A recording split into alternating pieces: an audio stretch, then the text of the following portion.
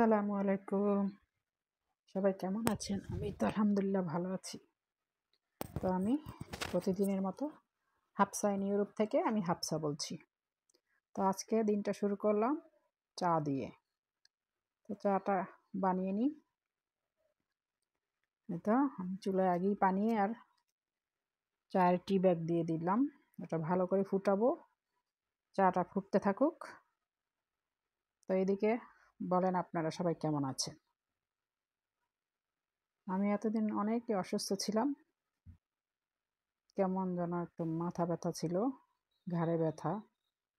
এই তো আজকে একটু আলহামদুলিল্লাহ ভালো আছি। চা একটু খাই, দেখি আর একটু ভালো থাকি নাকি চা খেলে।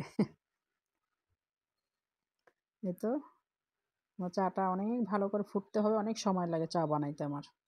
কারণ ভালো করে যদি না ফুটে তাহলে আমি খেতে পারি না ওই চা। অনেক সুন্দর করে লিকার বের হবে, তারপর দুধ আস্তে আস্তে ঘন হবে চাটা। সেই চাটা অনেক মজা লাগে খেতে।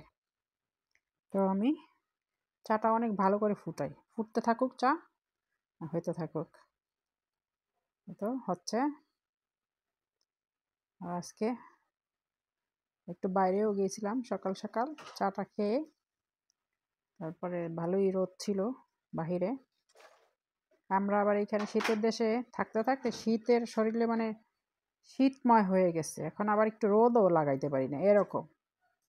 কেমন যেন অল্প একটু হালকা রোদ লাগলেও আবার মাথা ব্যথা হয়েছে, মানে কেমন যেন মানে কি জ্বর জ্বর আসছে এরকম, মাথা গরম থাকে কেমন, কপাল সব কিছুই।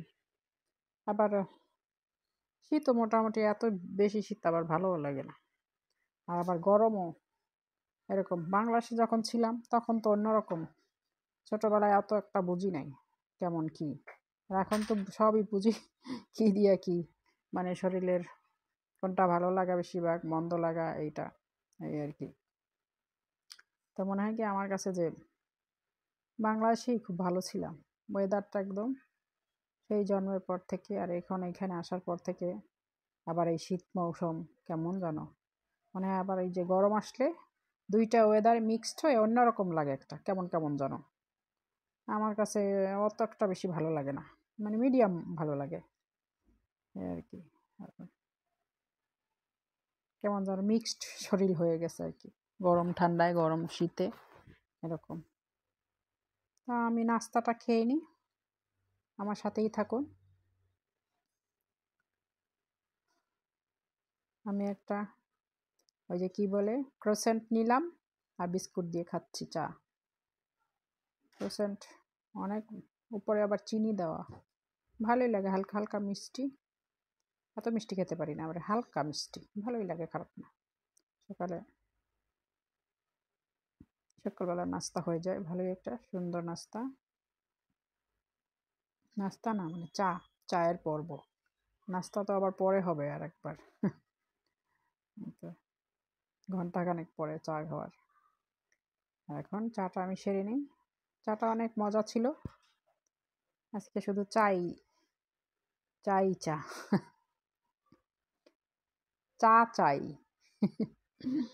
মজা করলাম আর কি সবার সাথে একটু।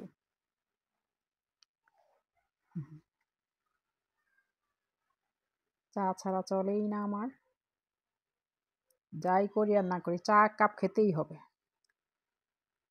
এক কাপ না, কয়েক কাপই খাওয়া হয়। এই আর কি, এটা তো সকালে মজাদার সুস্বাদু চা। আর এইদিকে দেখেন আমার ব্যালকনিতে কি হয়েছে, ওই যে একটা টবের ভিতরে কবুতরের বাসা বানায় বসে আছে, এটার ভিতরে মনে হয় ডিম পারবে। এই যে আমি এবার করতেছি ভিডিও, ভয় পাচ্ছে না, নড়েও না, বসেই আছে বসেই আছে। থাকুক বসে থাকুক ওটা ওখানে। ওকে আর ডিস্টার্ব করি না। এই তো। আর আমার মিষ্টি কুমড়ার কি অবস্থা দেখি তো, মিষ্টি কুমড়া গাছের স্পাইডার প্লান্ট সবই আছে, ফুল ধরছে স্পাইডার প্লান্টে, মিষ্টি কুমড়ায় ফুল ফুটছে। আর লেবু গাছটা তো কিছুই হয় না, শুধু পাতা আর পাতা বড়ই হচ্ছে।